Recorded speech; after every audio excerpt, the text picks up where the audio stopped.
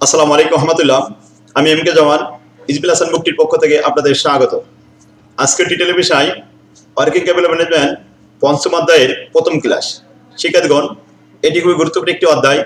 প্রতি বছর এই অধ্যায় থেকে বি পার্ট এবং সি পার্টে 2 সেট প্রশ্ন আসে। এই অধ্যায়ের অঙ্কগুলি সহজ উপায়ে শেখানোর উদ্দেশ্যে ইজবিল হাসান বুকটিতে আমি সিলেবাস অনুযায়ী মাত্র 5টি ফরম্যাটে ভাগ করে অঙ্কগুলি আলাদা করে দিয়েছি। একজন শিক্ষার্থী যদি এই 5টি ফরম্যাটে মাত্র 5টি অঙ্ক ভালোভাবে আয়ত্ত করতে পারেন, তাহলে আশা করি ইনশাল্লাহ এ অধ্যায়ের কোনো অঙ্ক আর জড়িত থাকবে না। তাহলে আসুন এবার ফরম্যাট 5টি দেখে আসি। Format number 1, cost of trade credit, সংক্ষেপে বলা হয় এটা কেটিসি অথবা CTC. Format number 2, cost of commercial paper, KCP. Format number 3, cost of bank loan, KBL, cost of bank loan. Point number 4, account receivable, cost of account receivable. এবং point number 5, cost of inventory financing. শিক্ষার্থীগণ, এবার আসুন এক নজরে আমরা এই 5টি ফরম্যাটের সূত্রগুলো দেখে আসি। শিক্ষার্থীগণ, এই অধ্যায়ের অঙ্কগুলি আমরা প্রিন্সিপাল অফ ফাইন্যান্সে শর্ট টার্ম ফাইন্যান্সিং নামে এটা শিখেছিলাম ফার্স্ট ইয়ারে। তো এগুলো দেখুন, এখন কস্ট অফ ট্রেড ক্রেডিটের সূত্র আমি লিখেছি দুইটা সিস্টেমে। একটা হলো এপিআর সিস্টেম, আর একটা হলো ইআইআর সিস্টেম, অর্থাৎ annual percentage rate of return, আর এটা হলো ইফেক্টিভ ইন্টারেস্ট রেট। তো এপিআর সিস্টেমের সূত্র হলো cash discount rate divide by 100 minus cash discount rate into 360 divide by credit period minus discount period into 100। এটা হলো APR system, annual percentage of rate. আর ইআইআর হলো ব্র্যাকেটের ভিতরে ফার্স্ট ব্র্যাকেটে 1 plus I to the power M minus 1 into 100। এখানে M হলো number of period in a year, বছরে কয়টি পিরিয়ড হয়েছে সেটা পাওয়ার হিসেবে দেখাতে হবে কম্পাউন্ডেড আকারে। অথবা এখানে আয়ের মান বের করার জন্য আমরা এইভাবে লিখতে পারি 1 plus cash discount rate divide by 100 minus cash discount rate to the power 360 divide by maturity period into 100, 1 minus করে ইন্টু 100। শিক্ষার্থীগণ, এখানে আমাদের আই এবং এম এটা বের করার জন্য সাইডে আমরা নোট দিয়েছি। আয়ের সূত্র হলো প্রথমাংশ, অর্থাৎ এপিআর এর যে প্রথমাংশ cash discount rate divide by 100 minus cash discount rate. আর এম হলো নাম্বার অফ পিরিয়ড 360 তে বছর divide by credit period minus discount period. এই ছিল আমাদের এম এর সূত্র এবং আয়ের সূত্র। তো আমরা যে কোনো একটা, এইটা অথবা এইটা যে কোনো একটা ইউজ করতে পারি। যে 1 প্লাস আই যদি আমি ব্যবহার করি, তাহলে আয়ের সূত্র ডাইনের পাশে লিখে হিয়ারে আমাদের মান বের করে নিতে হবে, এবং এম এর মান হিয়ারে বের করে নিতে হবে। আর যদি আমরা দ্বিতীয় সূত্র ইউজ করি, তাহলে সাইড নোট দেওয়া লাগবে না। Cash discount divide by 100 minus cash discount to the power 360 divide by maturity period, এইভাবে আমরা লিখতে পারবো। সেক্ষেত্রে এবার আসুন, কস্ট অফ ট্রেড ক্রেডিট আমাদের শেষ হলো। Cost of commercial paper, KCP. KCP এটাও আমরা দুইটা সিস্টেমে লিখেছি। এপিআর অ্যানুয়াল পার্সেন্টেজ রেট, সূত্র হলো face value minus net sale value divided by net sale value into 360 divide by maturity period into 100। অথবা ইআইআর, যদি ইআইআর বলা হয়, তাহলে সূত্র হবে 1 plus I to the power M minus 1 into 100। এখন আয়ের সূত্র হচ্ছে আমাদের এই প্রথমাংশ, face value minus net sale value divide by net sale value. আর এম এর মান হলো 360 divide by maturity period. EIR বললে তখন আমাদের এমটা পাওয়ার হিসেবে দেখাতে হয়। এম মানে number of period in a year. ঠিক আছে, দেখুন এবার আসুন আমরা কস্ট অফ ব্যাংক লোন দেখি। কস্ট অফ ব্যাংক লোন, এই ফরম্যাটটা আমাদের 4টা বেসিসে সূত্র আলাদাভাবে দেখানো হয়েছে। কস্ট অফ ব্যাংক লোন 4টা বেসিস। বেসিস 4টা হলো collect basis, discount basis, instalment basis এবং রিভলভিং ক্রেডিট। সেক্ষেত্রে কালেক্ট বেসিস হলো লোন নেওয়ার পরে মেয়াদ শেষ হওয়ার পরে যদি আমরা সুদ এবং আসল একসাথে পরিশোধ করি, তাহলে সেটা হলো কালেক্ট বেসিস। যেমন 1 লক্ষ টাকা লোন নেওয়া হলো, 1 বছর পরে 10% হারে 10,000 টাকা সুদ হবে। তাহলে 1 বছর পরে পরিশোধ করার সময় 1,10,000 টাকা একবারে পরিশোধ করলে এটাকে বলা হয় কালেক্ট বেসিস। ডিসকাউন্ট বেসিস হলো ডিডাক্ট ইন্টারেস্ট ইন অ্যাডভান্স, অর্থাৎ লোন নেওয়ার সময় সুদের টাকা অগ্রিম কেটে নেওয়া হয়। ধরুন 1 লাখ টাকা লোন দেওয়ার সময় যদি 10% 10,000 টাকা ব্যাংক সুদ কেটে নেয় এবং 90,000 টাকা ব্যবহার করতে দেয়, তাহলে এটাকে বলা হবে ডিসকাউন্ট বেসিস, অর্থাৎ ইন্টারেস্ট ডিডাক্ট ইন অ্যাডভান্স। এটা হলো ইনস্টলমেন্ট বেসিস, কিস্তি পদ্ধতিতে লোন গ্রহণ করা। যদি লোনের টাকা মাসে মাসে পরিশোধ করতে হয় অথবা 3 মাস পর পর পরিশোধ করতে হয় অথবা কিস্তি করে পরিশোধ করতে হয়, তাহলে সেটাকে বলা হয় ইনস্টলমেন্ট বেসিস। 4 নম্বর হলো রিভলভিং ক্রেডিট এগ্রিমেন্ট, ঘূর্ণায়মান ঋণ চুক্তি, অর্থাৎ এই ধরনের লোন গ্রহণ করার পরে প্রতিদিন আমরা লোন গ্রহণ করতে পারি এবং প্রতিদিন আমরা আবার টাকা পরিশোধ করে টাকা জমা দিতে পারি। যেমন গ্রান্টেড লোন হলো আমাদের 10 লাখ টাকা, তো আমরা প্রথম দিন 10 লাখ টাকা গ্রহণ করে উঠালাম, চেকের মাধ্যমে উঠিয়ে আমরা ব্যবসায় কাজে লাগালাম এবং পরবর্তীতে আবার 10 লাখ টাকা জমা দিয়ে দিলাম। এইভাবে বছরে একের অধিকবার টাকা উঠানো যায় এবং একের অধিকবার টাকা জমা দেওয়া যায়। এটাকে বলা হয় রিভলভিং ক্রেডিট, অর্থাৎ ঘূর্ণায়মান ঋণ চুক্তি। টাকা উঠানো হয় আবার জমা দেওয়া হয় এবং বছরের শেষে এই হিসাবটা কমপ্লিট করা হয়। ঠিক আছে, দেখুন এই বিষয়গুলো আমরা অঙ্ক করার সময় বিস্তারিত বোঝাতে পারবো। তাহলে আসুন সূত্রটা আমরা একবার এক নজরে দেখে আসি। কালেক্ট বেসিসের সূত্র interest divided by granted loan into 100, আর ডিসকাউন্ট বেসিসের সূত্র হলো interest divide by granted loan minus interest, অর্থাৎ ইন্টারেস্ট ডিডাক্ট ইন অ্যাডভান্স, অর্থাৎ ইন্টারেস্টের টাকা গ্রান্টেড লোন থেকে প্রথমেই কেটে বাদ দেওয়া হয়, এই জন্য গ্রান্টেড লোন মাইনাস ইন্টারেস্ট দেওয়া হয়েছে। ইনস্টলমেন্ট বেসিসের সূত্র হলো উপরে 2PC divide by granted loan into n+1। এখানে P তে হলো নাম্বার অফ পিরিয়ড, অর্থাৎ বছরে কয়টা পিরিয়ডে আমাদের কিস্তি দিতে হবে, আর C তে কস্ট অফ ইন্টারেস্ট, নিচে গ্রান্টেড লোন, ব্র্যাকেটের ভিতরে n+1। n হলো নাম্বার অফ পিরিয়ড, অর্থাৎ P এর মান এবং n এর মান একই থাকবে। যদি মান্থলি বেসিস হয় তাহলে বছরে 12টা পিরিয়ড হবে। যদি কোয়ার্টারলি টাকা পরিশোধ করা হয় তাহলে বছরে 4টি কোয়ার্টার আছে, P এর মান 4 হবে এবং n এর মানও 4 হবে। এই হবে আর কি ইনস্টলমেন্ট বেসিস। এরপর আসুন রিভলভিং ক্রেডিট, সূত্র হলো টোটাল কস্ট অফ ইন্টারেস্ট, সারা বছরে যে ব্যয় হবে, এবং ডিভাইড বাই ইউটিলাইজ লোন, বছরে যে পরিমাণে লোন আমরা ইউজ করেছি। যদি আমরা 10 লক্ষ টাকা গ্রান্ট করে থাকি, আমাদের লোন ব্যাংক গ্রান্ট করলো 10 লক্ষ, সেখান থেকে আমরা ইউজ করলাম মাঝে মাঝে 8 লক্ষ, মাঝে মাঝে 10 লক্ষ, মাঝে মাঝে 9 লক্ষ, এভাবে এভারেজে বছরে দেখা যায় 80% গ্রহণ করা হয়েছে, অর্থাৎ ইউটিলাইজ লোন হলো 80%, 8 লক্ষ টাকা। টোটাল ব্যয়কে আমরা 8 লক্ষ দ্বারা ভাগ করে 100 দ্বারা গুণ করলে যে মানটা বের হবে এটাই হলো APR, cost of bank loan. সেক্ষেত্রে দেখুন কালেক্ট বেসিস আবার 3 প্রকার, ডিসকাউন্ট বেসিসও 3 ভাবে হতে পারে, এজন্য আমি এখানে সূত্র অতিরিক্ত দিয়েছি। যেমন প্রথমে আমরা বললাম কালেক্ট বেসিস সূত্র হলো interest by granted loan into 100, কিন্তু এমন যদি হয় উইথ কম্পেনসেটিং ব্যালেন্স, অর্থাৎ শর্ত থাকে যে কম্পেনসেটিং ব্যালেন্স রাখতে হবে কমপক্ষে 10%, 12%, 20%, তখন সেই ক্ষেত্রে সূত্র একই থাকবে, শুধুমাত্র গ্রান্টেড লোন থেকে CB মাইনাস করতে হবে। এই CB মানে কম্পেনসেটিং ব্যালেন্স, ন্যূনতম ক্ষতিপূরণ বাবদ কিছু জমা রাখা ব্যাংক অ্যাকাউন্টে। তাহলে একই সূত্র interest by granted loan minus CB। একইভাবে যদি with compensating balance and maturity period থাকে, যেমন 180 দিনের জন্য লোন নেওয়া হয়, অনেক সময় 90 দিনের জন্য লোন নেওয়া হতে পারে, সেক্ষেত্রে এই ম্যাচুরিটি সূত্রটা ব্যবহার হয় interest divide by granted loan minus CB into 360 divide by maturity period into 100।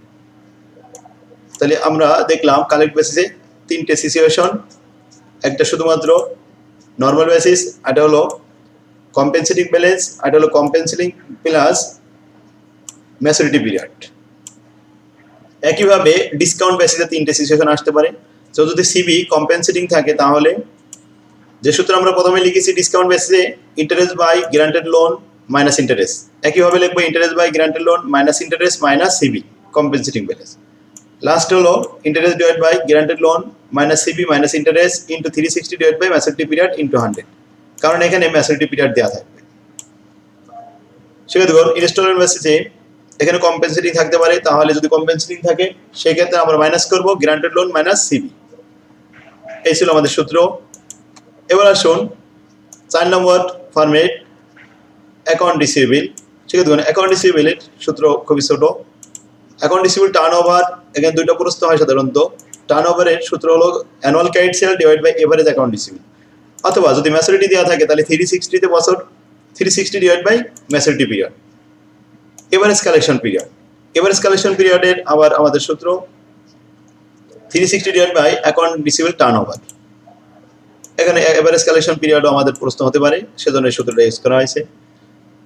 EAR effective annual rate সূত্র আমরা এটাও ইউজ করতে পারি 1 divide by 1/i minus 1/n into 100। সেক্ষেত্রে দেখুন অ্যাকাউন্ট রিসিভেবল দুইভাবে বিবেচনা করা হয়, একটা হলো প্লাজিং, একটা হলো ফ্যাক্টরিং। প্লেজিং মানে বন্ধক রাখা, অর্থাৎ অ্যাকাউন্ট রিসিভেবল বন্ধক রেখে টাকা গ্রহণ করা যেতে পারে। আর ফ্যাক্টরিং এটা অ্যাকাউন্ট রিসিভেবল ব্যাংকের থেকে ভাঙায়ে টাকা গ্রহণ করা হতে পারে। সেজন্য ফ্যাক্টরিং এর সূত্র আমরা আলাদা করে দিয়েছি। সূত্র হলো EIR সমান সমান 1 plus i two the power m minus 1 into 100। EIR এর সূত্র সবসময় একটাই থাকে, একই রকম থাকে। এবার i বের করার জন্য আমাদের সাইড নোট দিতে হবে, m বের করার জন্য সাইড নোটে বের করে নিতে হবে। এতে আসুন এবার APR, যদি APR হয় তাহলে total annual cost divide by periodical advance receive into 100।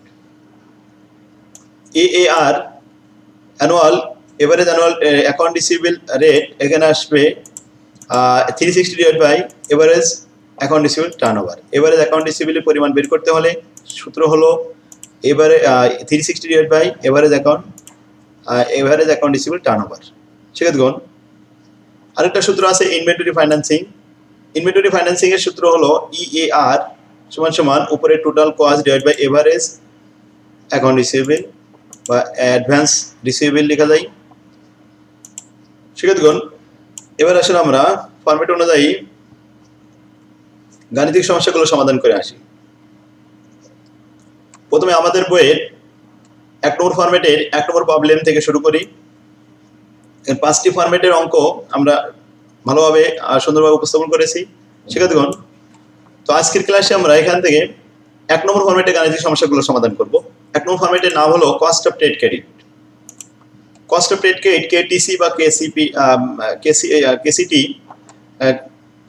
আমরা এই জায়গায় 1 নম্বর প্রবলেমটা পড়ি। প্রথম mister Mamun company extended credit facility for 5 লক্ষ টাকা on term of 2.5/15 n/30, 2.5/10 n/EOM। সেক্ষেত্রে EOM বলতে আমরা বুঝি এন্ড অফ মান্থ, মাসের শেষ দিন, অর্থাৎ 1 মাস হয় 30 দিন 1 মাস। 3/20 n/60, 2/20 n/40। এখানে আমাদের মোট প্রশ্ন দেওয়া হয়েছে 4টি। রিকোয়ারমেন্টে বলা হচ্ছে find out the cost of trade credit which alternative of sales is best to the buyer. ক্রেতার পক্ষে এখানে কোনটা সবচেয়ে ভালো হবে সেটা আমাদের দেখাতে হবে, কেন হবে ভালো সেটা আমাদের নির্ণয় করতে হবে। তাহলে প্রথমে কস্ট অফ ট্রেড ক্রেডিট তৈরি করে নিতে হবে, তারপরে সিদ্ধান্ত দিতে হবে। প্রথমে আসুন 1 number requirement 1 calculation of cost of trade credit. প্রশ্নে বলা হয়েছিল 2.5/15 অর্থাৎ 2.5/15 15 দিনের ভিতরে টাকা পরিশোধ করতে পারলে 2.5% ছাড় পাওয়া যাবে। আর যদি আমাদের 15 দিন পার হয়ে যায় তাহলে সর্বোচ্চ বকেয়া সীমানা 30 দিন। তো আমরা একটা প্রথমে অ্যান্সারটা করি। 1 নম্বর উইনোদের আমরা জানি APR অ্যানুয়াল পার্সেন্টেজ রেট। এখানে শিক্ষার্থীগণ আমরা প্রথমেই সূত্র আলোচনা করার সময় বলেছি কস্ট অফ ট্রেড ক্রেডিট দুইটা সিস্টেমে করা যায়। কিছু না বলা থাকলে EIR অথবা APR যে কোনো একটা করতে পারবেন। টিপসে আমি এখানে লিখে দিয়েছি। KTC বের করার জন্য APR অথবা EIR এর সূত্র ব্যবহার করা যায়। আলোচ্য প্রশ্নপত্রের কিছু না বলা থাকায় APR সূত্র ব্যবহার করা হয়েছে। তো আমরা এটা লিখলাম APR এর সূত্র উইনোদের আমরা জানি cash discount rate CDR divide by 100 minus cash discount rate into 360 divide by credit period CP minus DP, ডিতে ডিসকাউন্ট পিরিয়ড ইনটু 100। হিয়ারে আমরা মানগুলো বসিয়ে পাই ক্যাশ ডিসকাউন্ট 2.5, ক্রেডিট পিরিয়ড 3 দিন, ডিসকাউন্ট পিরিয়ড 15 দিন। মানগুলো বসিয়ে ক্যালকুলেশন করে আমরা এখানে পেয়েছি 61.54%। এটি অ্যান্সার। দ্বিতীয় প্রশ্ন 2.5/10 n/EOM। EOM বলতে এন্ড অফ মান্থ 30 দিন। তাহলে এর মান আমরা 30 দিন APR সিস্টেম অনুযায়ী হিয়ার এখানে আমরা মানগুলো বসলাম। ক্যাশ ডিসকাউন্ট 2.5, 2.5 আর ক্রেডিট পিরিয়ড 30 এবং ডিসকাউন্ট পিরিয়ড হলো 10। মানগুলো সূত্রে পোস্টিং দিয়ে ফলাফল আসে 46.15%। 2 নম্বর রিকোয়ারমেন্ট গেল। এরপর আসুন 3 নম্বর রিকোয়ারমেন্ট 3/20 n/60 3/20 এখানে ডিসকাউন্ট রেট হলো 3/20 আমরা 3 নম্বরে দেখেছি ডিসকাউন্ট রেট 3 আর ক্রেডিট পিরিয়ড 60 এবং ডিসকাউন্ট পিরিয়ড হলো 20। আমরা সূত্রে মানগুলো বসিয়ে ক্যালকুলেশন করেছি, এখানে পেয়েছি 27.84%। এবার আসুন 4 নম্বর রিকোয়ারমেন্ট। 4 নম্বর রিকোয়ারমেন্ট বলা হচ্ছে 2/20 n/40।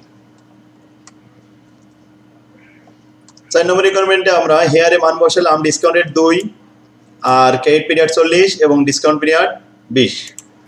মানগুলো সূত্রে পোস্টিং দিয়ে ক্যালকুলেশন করলাম, এতে আমাদের ফলাফল আসলো 36.73%। তো এখানে সব থেকে আমাদের যেটা কম সেটা অ্যাকসেপ্ট করতে হবে। তো দেখা গেল 4 নম্বর যে টার্মটা ছিল সেটা দেখুন এখানে আসে 3 নম্বরটা আসছে সব থেকে ছোট, যেমন এখানে 27%, 36% আর 46% এবং 61%। সব থেকে ছোট হয়েছে 3 নম্বর অল্টারনেটিভ।